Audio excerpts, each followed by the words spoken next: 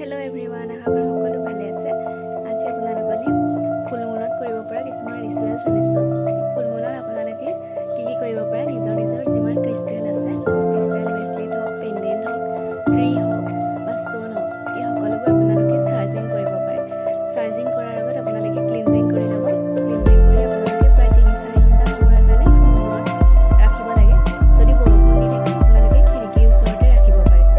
আৰু লগতে কি কৰিব পাৰে আপোনালোকে গ্লাছৰ বটলত বা প্লাষ্টিকৰ হ'লেও হয়, গ্লাছৰ হ'লে বেছি ভাল, তাত পানী ভৰাই আপোনালোকে তাত যিকোনো এফাৰ্মেশ্যন দি সেই পানীখিনিও আপোনালোকে 3-4 ঘণ্টাৰ কাৰণে ফুলমুনত ৰাখি সেই পানী নিজেও খাব পাৰে, ঘৰৰ মানুহকো দিব পাৰে।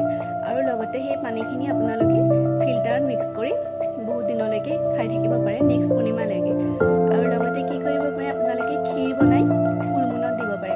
আৰু ফুলমুনত ক্ষীৰখিনি ৰাখি আপোনালোকে নিজেও খাব পাৰে, লগতে ঘৰৰ মানুহকো দিব পাৰে। লগতে আপোনালোকে বেলিফ ৰিচুৱেলছ কৰিব পাৰে। বেলিফ ৰিচুৱেলছ যিকোনো উইচ ফুলফিলমেণ্টৰ কাৰণে আপোনালোকে এখন পৰিপূৰ্ণ তেজপাত ল'ব।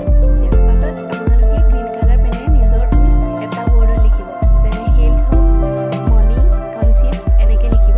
লিখি আপোনালোকে সেই তেজপাতকেইটা বাৰ্ণ কৰি দিব। আৰু বাৰ্ণ কৰোঁতে জ্বলি থাকোঁতে আপোনালোকে ভিজুৱেলাইজ কৰিব যে আপোনালোকৰ উইচটো ফুলফিল হৈছে। আৰু চাইখিনি আপোনালোকে ইউনিভাৰ্চত দি দিব। আৰু লগতে আপোনালোকে ফুলমুনত এটা কাম কৰিব পাৰে, সেইখন আপোনালোকৰ নিগেটিভিটি ৰিমুভ কৰিব পাৰে।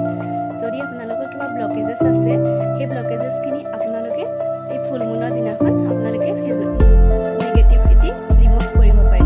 তাৰ কাৰণে আপোনালোকে কি কৰিব, যিমান আপোনালোকৰ বেয়া হেবিটছ আছে সেইখিনি আপোনালোকে এখন কাগজত লিখি ফুলমুনত ৰাখিব, সেইবোৰ আঁতৰি যায় যাতে। আৰু আপুনি ভিজুৱেলাইজ কৰিব যে সকলোবোৰ আপোনাৰ যিবিলাক বেয়া গুণ থাকিব নালাগে সেইবিলাক সকলো আঁতৰি গৈছে।